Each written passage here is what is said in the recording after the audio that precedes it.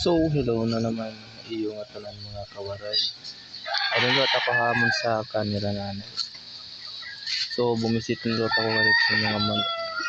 Sorry ngayon, yan nala ako vlog kay Uga. Wala yung good na tagihan hiyo kapalawasan kay patal mong good. Na binulog manugod ako nga tatay nga sa kadlaw.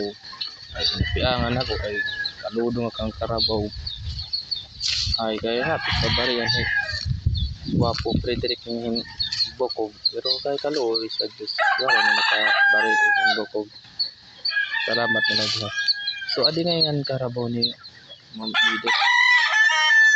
Amo ko niya karabaw ni Ma'am Edith. So kwanto niya video. Kwanto niya na may dari yang inaapat yang mo. Pero ano man na kwanto niya. Pero laga pagkat makarabaw kayo masisipag ko na lang guys. Sipag ko na lang kadurugod.